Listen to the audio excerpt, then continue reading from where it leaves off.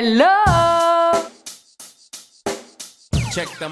Bonjour à tous, j'espère que vous allez bien. Aujourd'hui, on se retrouve pour une nouvelle vidéo. On va pas parler de plantes aujourd'hui, mais on va parler de films sur Netflix. Alors je vous propose, en ce début d'année 2021, de vous partager les 6 films Netflix que j'ai bien aimés, que j'ai préférés en 2020. Alors bien sûr, c'est mon top 6 à moi. C'est peut-être complètement différent chez vous, hein, ça dépend bien sûr du goût de chacun. N'hésitez pas à me mettre, vous, en commentaire, le film que vous avez préféré sur Netflix l'année dernière. Le 6e film, parce que oui, on va commencer par celui que j'ai le moins aimé dans ce top. Donc le 6e film, c'est In the Shadow of the Moon, avec l'acteur de Dexter. Donc du coup, c'est un petit peu pour ça qu'on l'a regardé, j'avoue, parce que ça faisait longtemps qu'on l'avait pas vu, mine de rien, dans notre télé, et on voulait voir un petit peu ce que ça donnait, et on a cru au début que c'était un policier de base, en fait, un petit thriller. Et en fait, rien à voir, il y avait des accents fantastiques, etc. Et moi, j'ai été agréablement surprise. Alors, ce film, en fait, ça passe ou ça casse. Soit vous allez bien aimer, soit vous allez détester. C'est un peu comme la coriandre, en fait. Et du coup, moi, j'ai bien aimé, en fait, tout ce qui est un petit peu fantastique, etc. C'est le genre de film que j'aime bien, j'avoue. Et j'étais agréablement surprise par ce film. Le 5e film que j'ai bien aimé en 2020, c'est Une Inde américaine de Ron Howard, qui est en fait l'adaptation d'un bouquin où l'auteur parle de son enfance, nous partage en fait sa vie, avec une enfance du coup dans la misère, dans la pauvreté extrême, avec une mère qui avait des gros soucis de drogue, d'alcool, et une grand-mère qui a tout fait pour le sortir de là.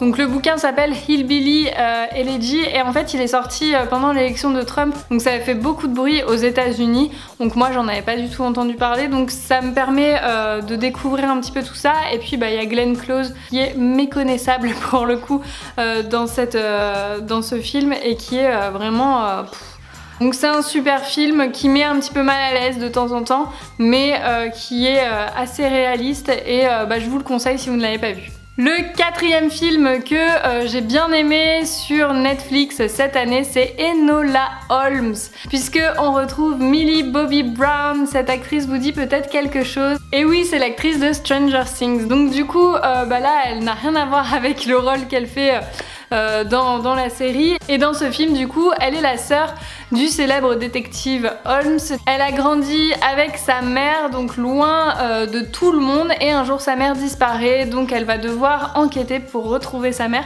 J'ai trouvé ce film plutôt frais, plutôt bien joué, bien fait. Bref, un bon film pour passer un bon moment. Et en plus de ça, j'étais contente de revoir Helena Bonham Carter, qu'on retrouve dans tous les films de Tim Burton et aussi dans Harry Potter.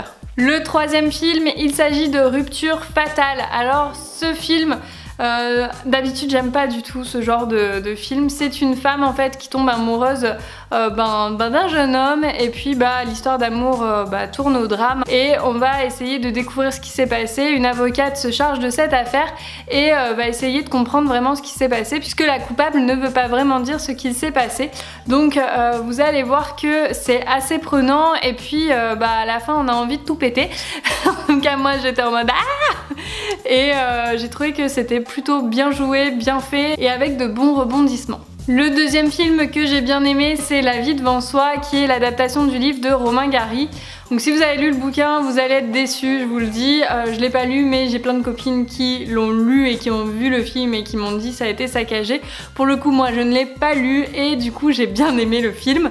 C'est l'histoire de Momo, un jeune garçon qui va être gardé par une dame qui s'occupe en fait des enfants des prostituées. Donc je vous la fais courte clairement, mais l'idée en fait c'est de permettre à Momo d'avoir une chance dans la vie et de ne pas tourner mal comme plusieurs gamins du quartier avec la drogue, etc.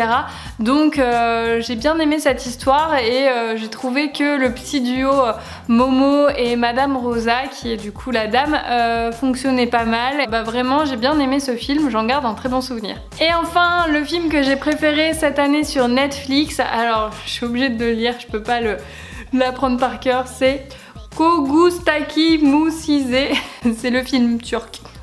Donc c'est l'histoire d'un papa qui est handicapé, qui est séparé du coup de sa fille à la suite du décès d'une enfant où il a été jugé coupable et donc emprisonné. Donc c'est vraiment très touchant comme histoire.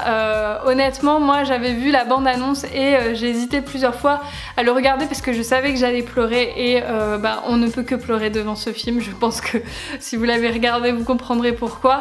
Et mine de rien, il y a quand même pas mal de rebondissements et puis ouais, c'est beau. Voilà, c'est un beau film que je vous encourage à regarder. Donc c'est un film turc et je l'ai trouvé très bien réalisé. J'ai jamais regardé de film turc, je pense.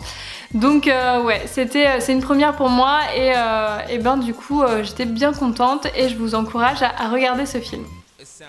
Voilà pour les 6 films 2020 que j'ai bien aimés sur Netflix. N'hésitez pas à me dire si vous aussi vous avez aimé l'un de ces films et quel est vous le film que vous avez préféré sur Netflix cette année. Dites-moi tout en commentaire. N'oubliez pas de vous abonner à ma chaîne YouTube. On se retrouve très vite pour d'autres vidéos. Salut!